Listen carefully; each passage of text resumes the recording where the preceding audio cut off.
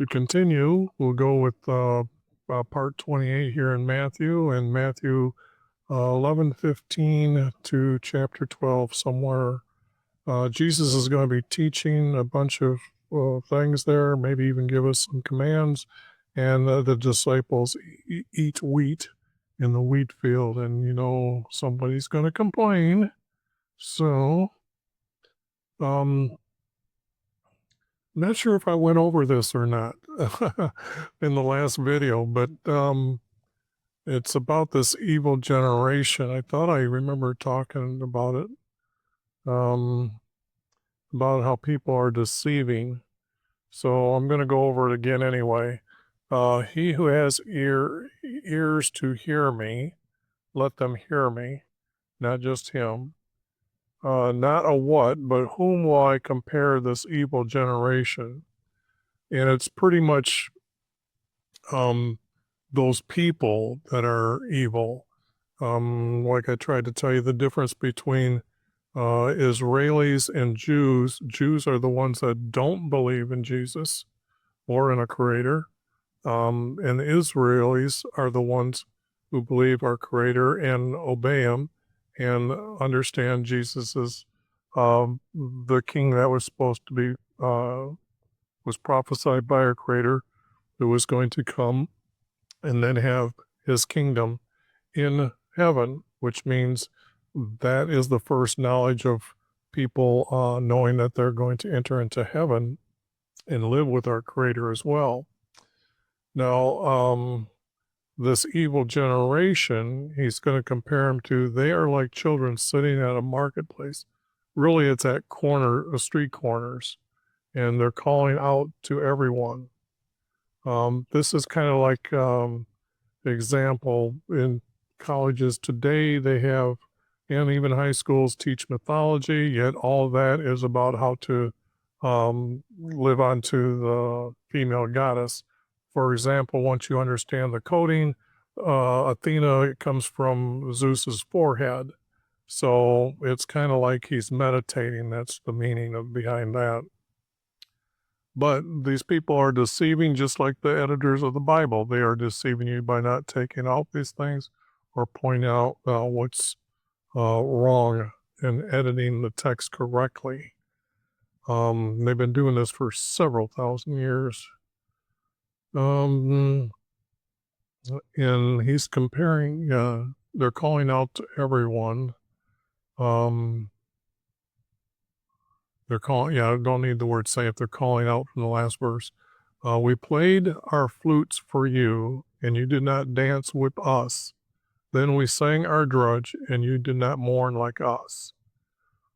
When John, this is now Jesus speaking about John, John came neither, and he's referring to John not being like them, who's making a calling to Jesus, where these were the evil generations. They were talking about how they played their music, and their music was so beautiful unto the female goddess. John came neither eating, and it's not really, he had to eat, so it has to be a glutton, nor drinker of wine, not a drinking. They didn't have wine, nor drinking. Yet we know John needs to drink, so he didn't drink wine. And they called him a demon. Not said he was a demon, but they called him a demon. There's a difference in the word, so let's use the correct word or wordings. Yep. Thought my mic might have been turned off there. Sorry. And then Jesus is referring to himself, so I need to say, I, your son of man, son for man, meaning he is for everyone on earth, came eating and drinking wine, and needed to add the word wine, but he wasn't a glutton here. And they said, he came eating and drinking wine. And they said, look, a gluttonous male and a drunkard. Well, it's really just needing to say, look, a glutton and a drunkard, a friend to taxmen and sinners. Now, this was referring to how Jesus is with other, sharing his knowledge with the taxman and sinners and visiting their homes. And you can see that they're kind of saying that he's a gluttonous because he's overeating when he's at these places. But that's not true. So yeah, I needed to say that, look, a glutton and a drunkard, even though that they're being deceiving by saying that. But here, yet wisdom is vindicated by her deeds. This you can see is text just added in the middle of this wording. And Jesus would never give a female deity her deeds as representing wisdom. So here's blasphemy in your text where Jesus is giving a female deity to the word wisdom, and we know our Creator is the creator of everything. Then Jesus rebuked them in our cities.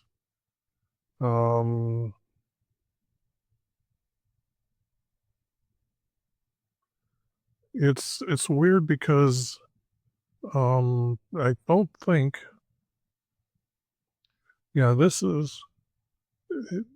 Jesus was last talking to the crowd about John, and then down here, he's still talking about John,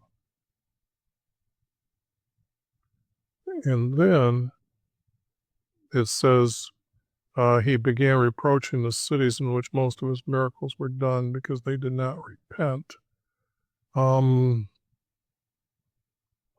So these are two separate verses here instead of just continuing the story.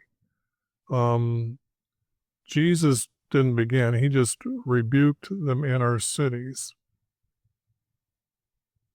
because they did not repent, which means believe he is our king. I needed repent is not really what those who are under the female goddess and those who don't believe in a creator that they need to do. They were rejecting him as our king because everybody else at that time was considering him as the promised one. And so it would have to be believe he is our king. And he, what the word is, mean directly from our creator. This might have to be corrected later, but I'm going to use the word then because this is certainly a separation of like what happens next, in which most of his miracles were done. They were healings. They weren't really miracles.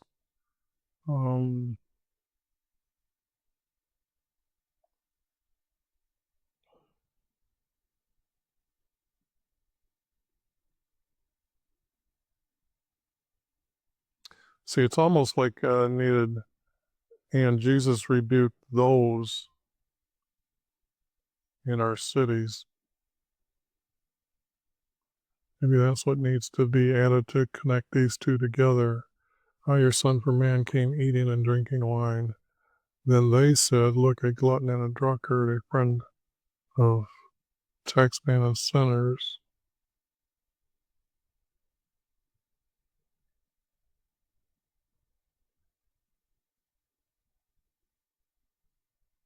And Jesus rebuked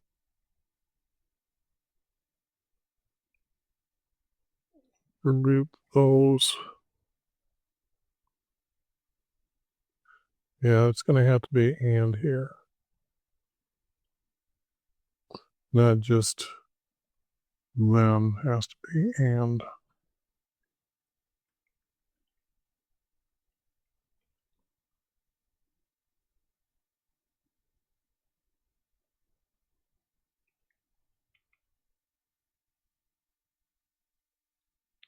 For Jesus, and Jesus rebuked those in our cities because they did not believe he is our king. Yes, that is the correct way of saying it. Boy, I got to get another new mouse. These cheap ones, just don't. It's. I'm getting ready to move, so I don't want to spend a lot of money yet. But it looks like I better go out and get a mouse if I'm going to continue here, because this is an older mouse. I think this is actually for the notepad. People use it for the notepad then. Okay, now all these words have been said before. And whoever this character is, okay, let's find out who that character is. And what we do. Oh, sweet. Snooze told me wrong.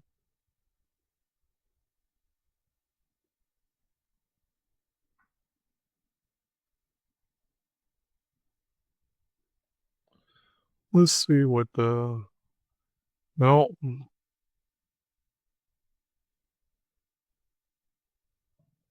Just another city.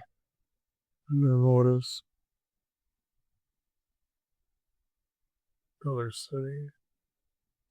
Okay, so he's comparing cities here in this verse, these verses here. But the other thing is, um, he wouldn't be talking about cities that are not in the promised land. Okay, and he never did healings in those other places. He was sent to the promised land area only.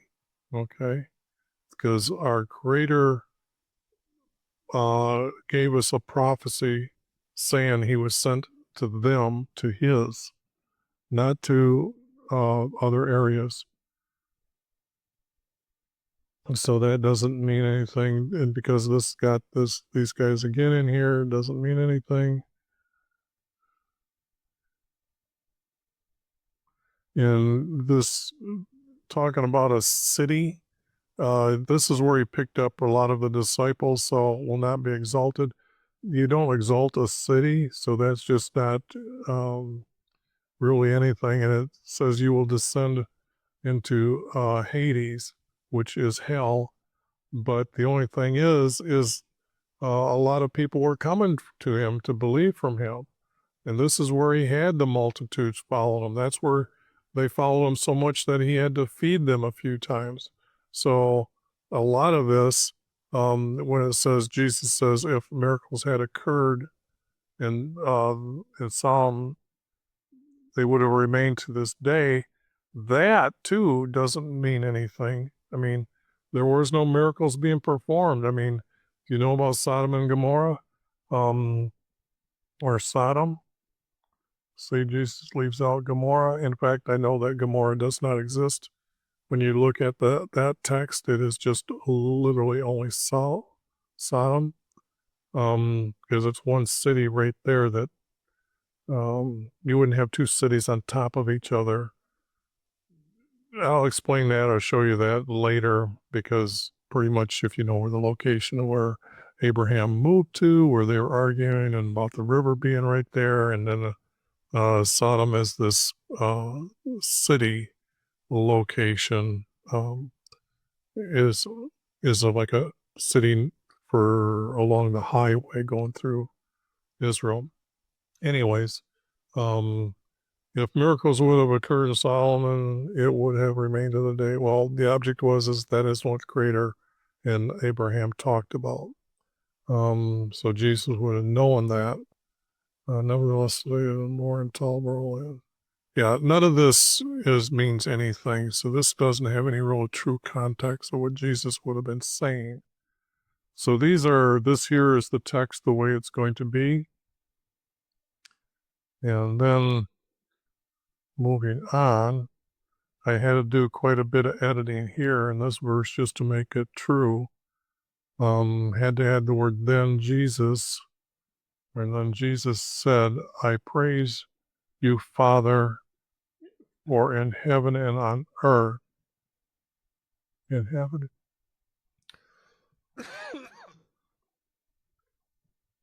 Yeah, I need to add the word on.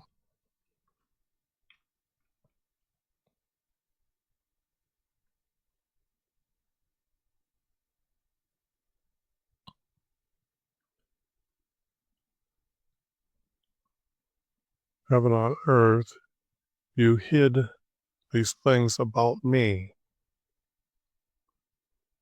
Let's see, how is it written? Praise thee, O Father, Lord of heaven. Well, actually, our Father created heaven. He's the one that's still there with his angels. So not just Lord of heaven.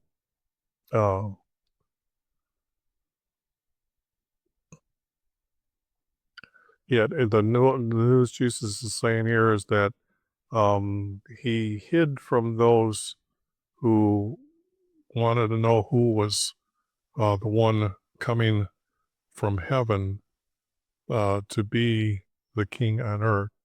Now, this verse has to go with other verses about Jesus talking about he was born before the earth was made, and it was made for him.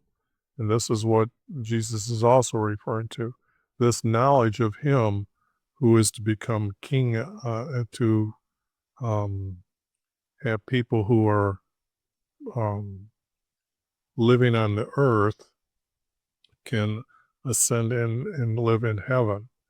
Now, this goes to the point that we were in heaven at one time and we're being sent to the earth. I know people don't teach that, but our Creator is sending our soul from heaven to earth for conception. This verse and other verses about Jesus talking about him being before the earth was made, this goes to everybody, or all souls are in heaven. And it seems that our Creator is clearing out heaven by giving everybody a second chance on earth to either obey him or not to obey him. And it's up to you whether you want to do that or not. But the object is our soul was in heaven first. And this is what I mean when we're, this isn't the first time. We just can't remember everything. It's been blacked out from us. And we're to experience this type of understanding of life by trusting our self-want, our self understanding of our Creator. When we look out, we know we didn't create this. Aliens didn't create us. Even if there's aliens, he created them. So the thing here is this is the knowledge that Jesus is talking about, that everyone was before us, and yet those that have been living on earth, even in heaven, Jesus was hidden from them, and it did hide these things from the wise and intelligent, and did not reveal them to babes. Well, the way I'm editing the text, it'll be Jesus. Then Jesus said, I praise you, Father, for in heaven and on earth you hid these things about me. Okay, I needed to add this. The wise and intelligent, we already have an understanding that he hid them about me. Okay, so that doesn't need to be there. Then you revealed me to your children. Jesus is considering all of us being born on earth as children, not babes. Babes is just, no, let's see if I can pull up and see if I got a better word here. What the,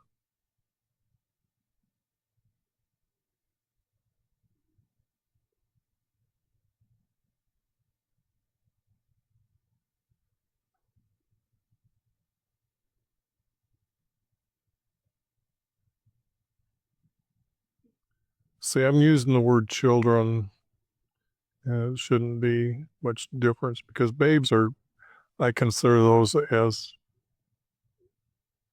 not being able to speak yet or walk. So, but I'm pretty sure Jesus is considering all of us as our Creator's children. And then he's saying, "Yes, Father, I am pleased being in your sight." Um, this is Jesus now knowing all these things and being able to um, call his people, or those who obey our Creator, into a forever life in heaven with our Creator.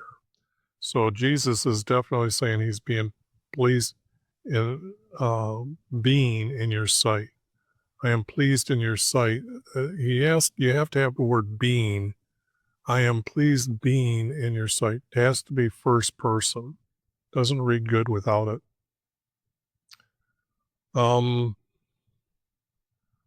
things have been handed. Okay. For you have entrusted them to me. Okay, this is going back to the children or everyone on earth.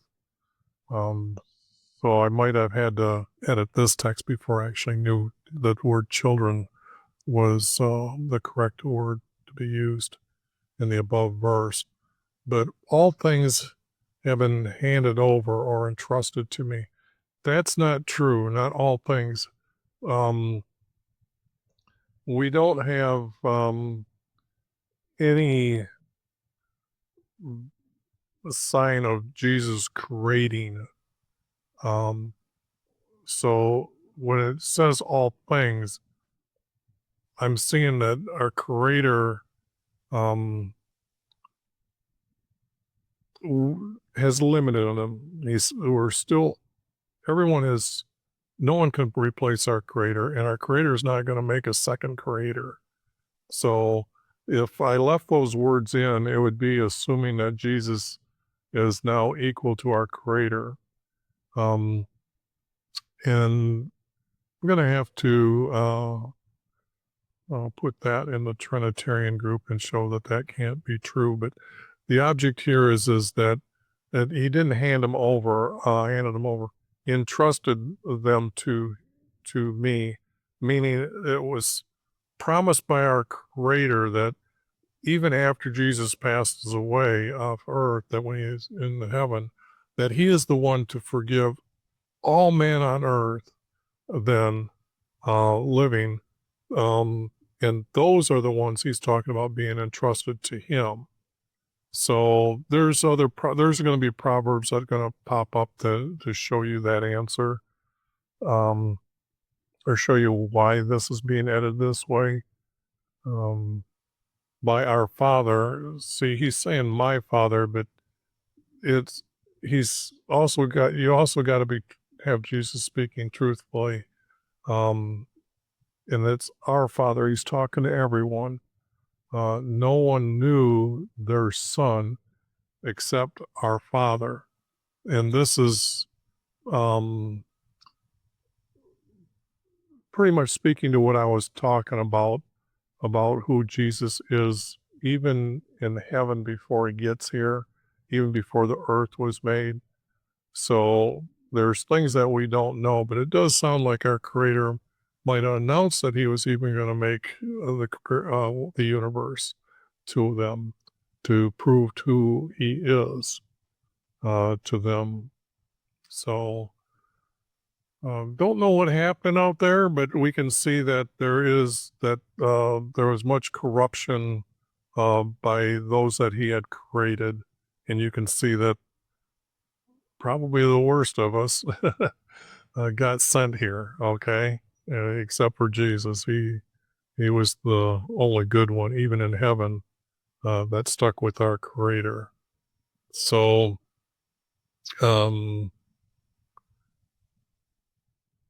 and this one here, and nor does anyone know the Father except for the Son. This is not true because John, when he was sent, he was told what to say. So our Creator, John knew our Creator. So you can't really say that this would be a false statement by Jesus. So that's going to be removed for those reasons. Come to me, you who are weary, heavy laden, I will give you rest. This is not really true, but the rest of this will continue. That this rest part, he's not really giving you a rest. I need to take a break.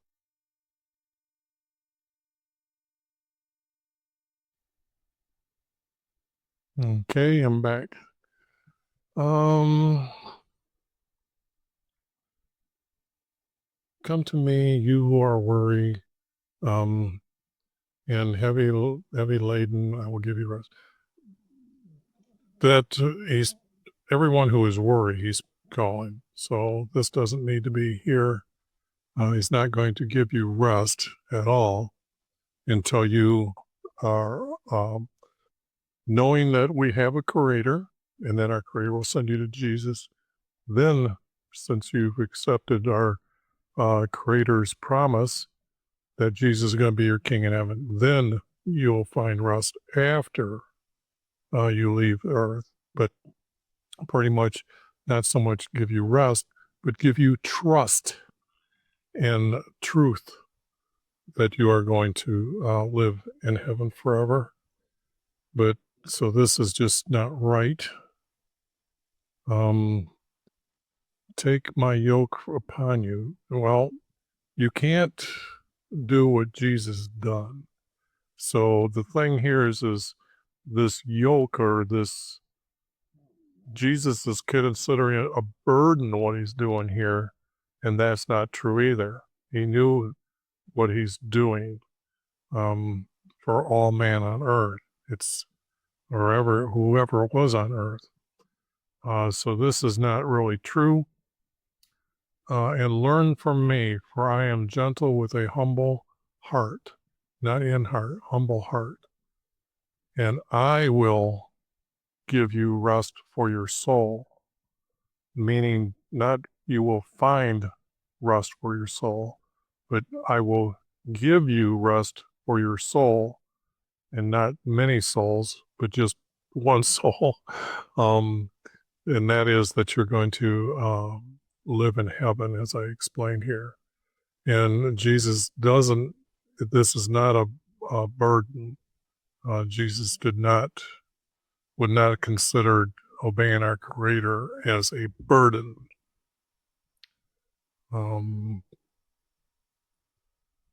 Okay, there needs to be a little bit of showing the difference here. Oh, Jesus just didn't went there, he walked. Okay, this is where the disciples are going to eat from the wheat field. Now, when Jesus walked on not a Sabbath, our Creator called them a holiday, holy days. Every first of the week was a holiday, a holy day, and that was a commandment. Yes, a commandment. So if you're doing work on a holy day, you're sinning. So on a holy day, through not a grains field or a grain field, but a wheat field. They also had barley fields, and you can't eat barley. It's poisonous if you took the barley and just ate it. So it has to be a wheat field. And his disciples pick the heads to eat them. We don't need to tell you that they're hungry if they're picking them to eat the heads. And that's usually the top of them, and then you break it down. You're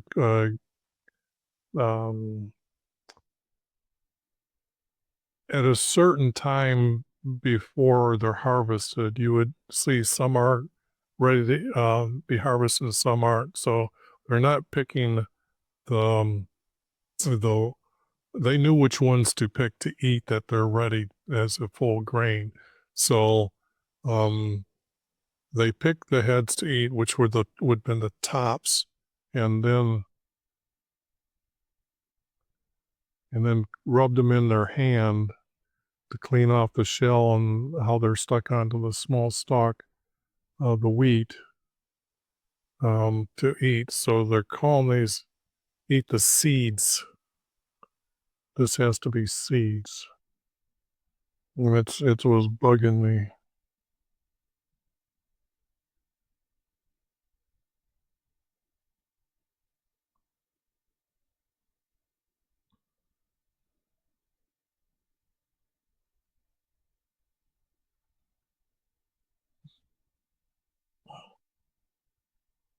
And I want to grab this real quick.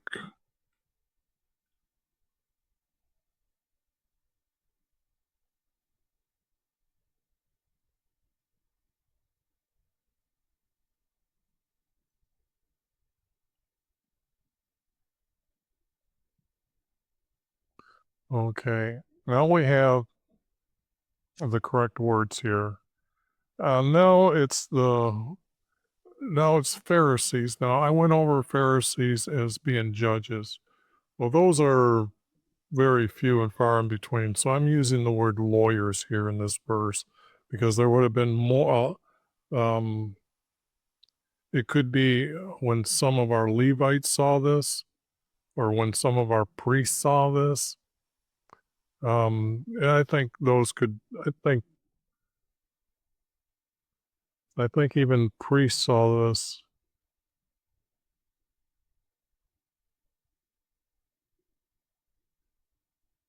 because I added the word scribes here. I'm just looking here to when our lawyers saw this, not it, this.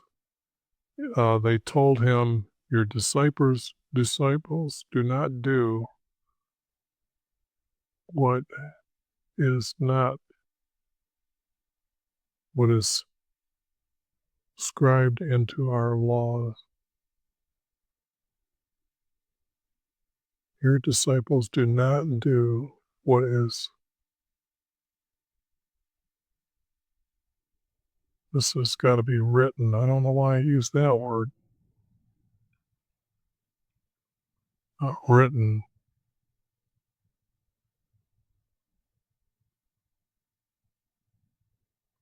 This would have to be for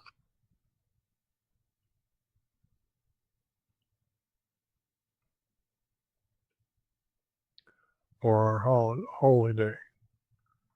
And yes, all the other words Sabbath have changed to holy day, so I'm not going to go through it again. Our Creator defined it as a holy day. Don't need to have the word Sabbath anymore. That's just not a truthful word. Our Creator never called them a Sabbath.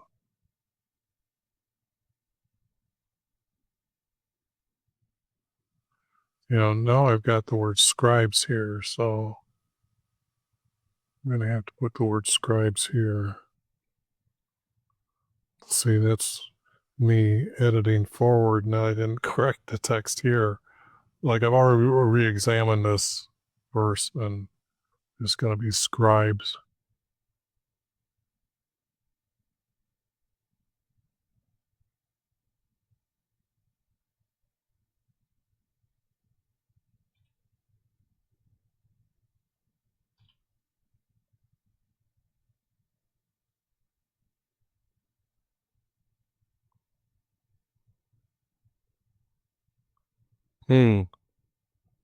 It seems I changed the word sinful.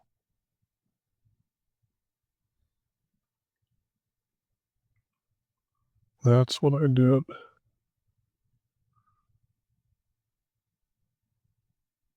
Because it is a